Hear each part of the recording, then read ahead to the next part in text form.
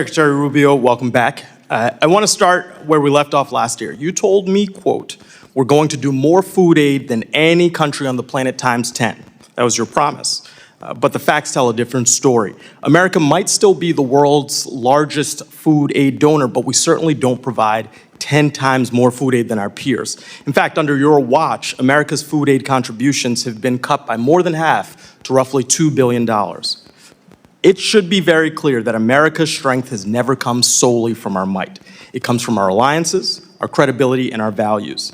You didn't just eliminate programs, you created vacuums. Vacuums where violence and instability are rising, that extremist groups are filling, that competitors like China are exploiting, and vacuums that are making Americans less safe and less prosperous. And you hurt Americans here at home with your policy decisions. Shuttering USAID wiped out more than 23,000 American jobs, while Donald Trump and his billionaire buddies got rich off of corrupt deals. Peanut farmers in Texas and sugar farmers in your home state of Florida lost market access because of your cuts. So Secretary Rubio, before slashing food aid programs, did you conduct any analysis whatsoever on how many American jobs would be lost, how many farms would be hurt, and how much damage would be done to local economies and small businesses? Well, because we know all of those will still be part of the new programs we've created and are creating. But the second point I would make, American foreign aid programs are not a jobs program. Although they employ Americans and we want it to be helpful to Americans, and that's why so you're okay hurting the farmers in your home state? The World Food for Peace program, for example, now we've transferred it to U.S. The Agriculture Department. They're in a better position. Well, you're talking about a hypothetical future where you fix past mistakes, but farmers have been struggling over the last year. That's where it belonged in the first place, because it's helpful. The farmers have more direct input there than they would at the State Department.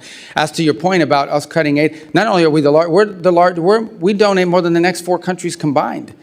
We do more than anybody else. But we went down, and there are consequences. Look, from where I sit... But why are we in charge of feeding everybody? This is not about charity. This is about our economy and values. I didn't say that you got to do it all, but you can't cut when you know without analysis that bad things are going to happen. But we replaced. We have new programs that are actually working better. Well, Mr. Secretary, if I may, from where I sit, you, Donald Trump, Elon Musk, you got together, you made these cuts blindly. Because you did not say that you conducted any analysis. You just said we cut because we have a hypothetical future that we are trying to create, which is not a serious plan. And that's not regard for the economic damage to our farmers, to our small businesses here at home, who are feeling that pain. And moreover, you've had lives lost. And I want to get to that point. I want to introduce you to Mary Sunday.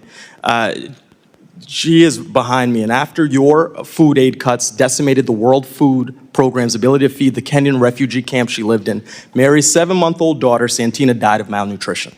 This is the only photo Santina's parents have of their daughter. Before Santina died, you looked me in the eye, in this room, and you said, "No children are dying on my watch." She was a child. She had a name, a family, a future ahead. Now she's gone. She is one of over 500,000 children who died last year after your administration pulled the plug.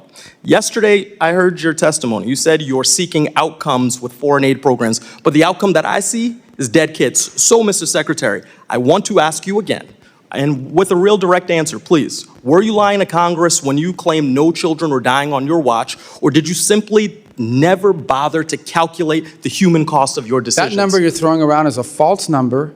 It's a false number. And not only that, you're equivocating that the death of an individual's responsibility of the United States. There are 500,000 others. No, that's Mr. Secretary, the numbers are there. No, the numbers are not there. The numbers are opinion of experts you have who got a narrative to share. Mr. Chairman, I want to enter into the record these articles that show last year alone, over 155,000 children died from malnutrition. Over 126,000 children died from diarrheal diseases. Over 165,000 children died from pneumonia as a result of these cuts. So here's the deal.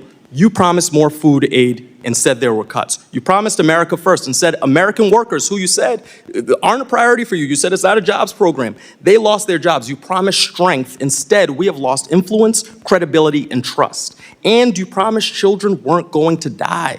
You said that to me right here. You promised peace as well. Instead, your illegal war of choice with Iran is driving up fuel prices and grocery costs while putting millions more at risk of hunger worldwide.